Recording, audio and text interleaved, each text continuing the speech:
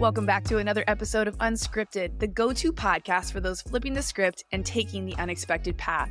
I'm your host, Jessica Bergio, holistic life and business coach, author, speaker, and self-proclaimed high-energy hype girl.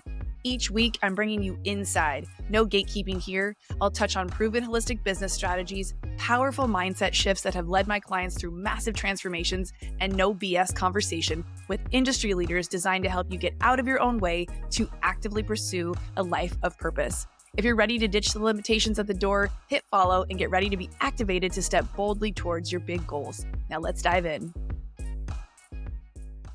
Welcome back to Unscripted, the podcast. I'm so excited you're here for today's episode because I'm going to go in real quick and hard, sharing with you these things that I feel can be super helpful to getting you to the top 5% of podcasting, maybe even top 1.5% like I just hit recently. So yay for that. Thank you guys for tuning in so much to this show. It means the world that I get to serve you here on this platform. You clearly like these episodes because we just hit, like I said, top 1.5%.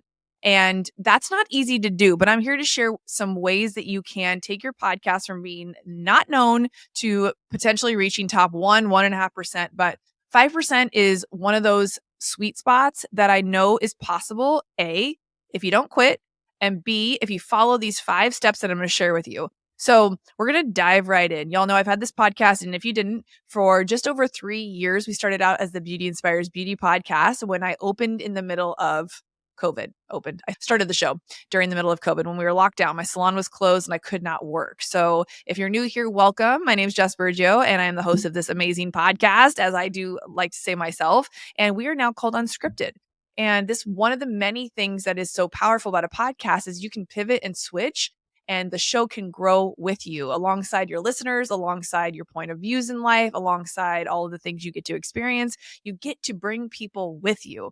And that's the coolest thing about long form content is you can make it what you want. So, and today, this is a guide that I'm actually going to be creating for podcasters. If you didn't know, I ran a podcast agency for quite a while where we helped brand new podcasters and current podcasters take their shows to the next level or launch their shows. And so having a strategy and a framework behind your content is going to be the thing that sets you apart early on versus just throwing shit at the wall and seeing what sticks. Now, I do think getting your reps in is super important, which means getting in front of the microphone, talking, listening to yourself, quote unquote, watching back the tape of yourself and seeing if you like what's coming out of your mouth. Do you like how quickly you talk? Do you like how slow you talk? Do you like the filler words you use by accident, pauses, laughs?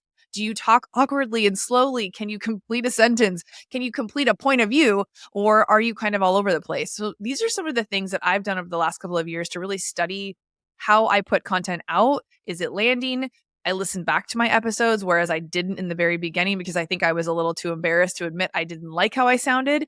Now I can listen to my own voice without feeling like it's nails on a chalkboard. So let's dive right in. These are definitely the things that can help get you to the top 5% in podcasting or even the top 1.5% like it has for me. First and foremost, audio quality. I am using a Shure MV7 mic, which you can get on Amazon. I have a link for you. The mic quality on this one is amazing, and I like to sit within 2 to 3 inches of the mic itself. If you're watching this on YouTube, you can see there's about a hand width away from the microphone. I overly pronounce my P's, so if I get too close to the microphone, it picks up and it's a little hard for the editors to take out some of those pitches that come through. So audio quality is key. If you have a room that has hardwood floors or tiles, make sure that you have a rug in there. But with platforms like Riverside, they can really cancel out the background noise. So often I'm just fine no matter what room I'm in, but a carpeted, padded, somewhat soundproof room can be really helpful. But I've listened back to some episodes where I knew there was background noise and it wasn't there. So between editing and between having the room set up for the sound, you're going to have great audio quality. But I do also want to share with you ways that you can just jump in and not have to worry about some of this stuff. Again, these are the top 5 things I think will help set you apart. But I know so many people who started their podcast with their Apple AirPods because they were just willing to get started messy and then they were okay with it. The second thing I want to share is staying in the weeds of your business can hold you back. So if podcasting is part of your business, having your podcast edited and produced by somebody else can be a huge needle mover in helping you stay in the content creation part of the business, meaning you are actually the content creator, right? You are the podcast host. And so if you are spending just as much time editing your show and putting it out and doing all the graphics and posting, that could take away from the creative side of you getting good guests on your show or getting prepared for interviews that you might be doing for your show, or really creating good, thoughtful content that's going to move the needle in other people's lives, therefore wanting them to pay, getting them to pay to be in your world, whether you have a coaching program or something to sell them. The third thing is you don't need a script, but I have some questions that I'm just going to read off. Now, you can either download the PDF that we're going to make for you that's attached to this, or you can pause these, record them, transcribe this episode, and print them out for you. But because my podcast is really around inspiring and motivating people to take action, I ask specific questions in my show, like what inspires or motivates you to the guests? Because I truly want to know, what are some things that are getting people fired up to take that action? What are some challenges that you face in starting your business? I feel like this is full permission to get as nosy as possible when you are talking to a guest, because you have their undivided attention. And I want to know, what are some of the challenges that almost made you quit in your business? What is your superpower? Now, you can do these in rapid fire if you want, or you can pepper them throughout your interview.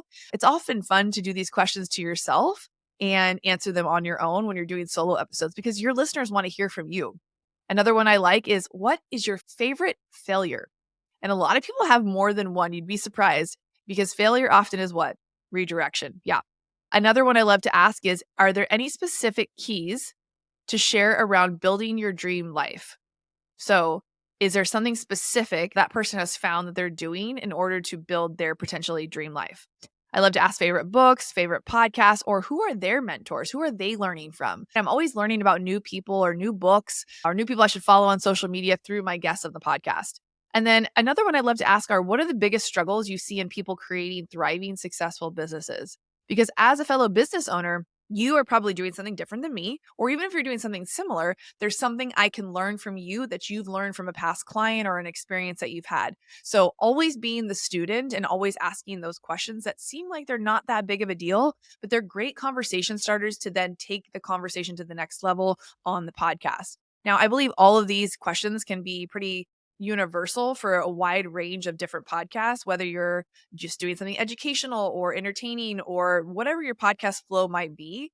I definitely think that having some questions that you really want to know the answers to written on a piece of paper in front of you before you start your episode is key. Also, obviously, caveat to that is studying the guest and seeing what is getting them excited. What are they posting on social media? And knowing a lot about them before you have them on your show is key. Do they have a podcast? Have you listened to the last couple of episodes?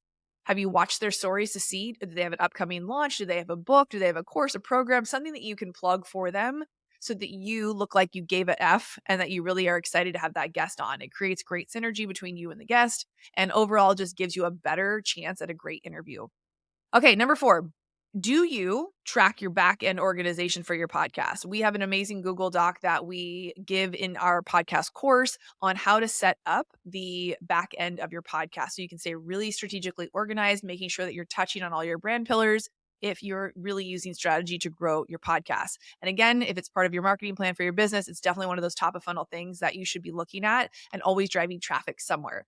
And then the last thing I want to talk about is, it will help you shoot up in the ranks if you've actively built some sort of an audience or fan base already, whether it's through social media or an email list.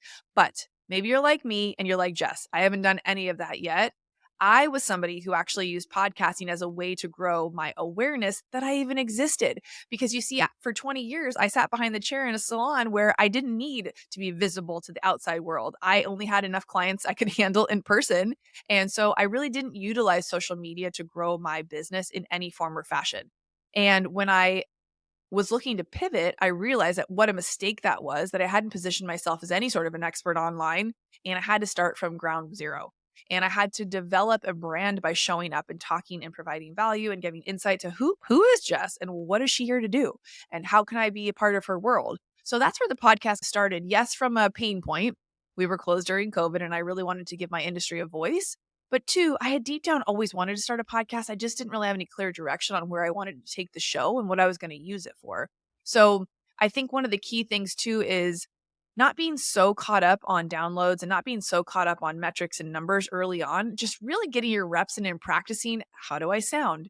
Do I like the flow of this conversation? How are my interviewing skills if you choose to have guests on your show? How am I getting my points across? Those are the key pieces to having somebody come back and listen to your episode time and time again.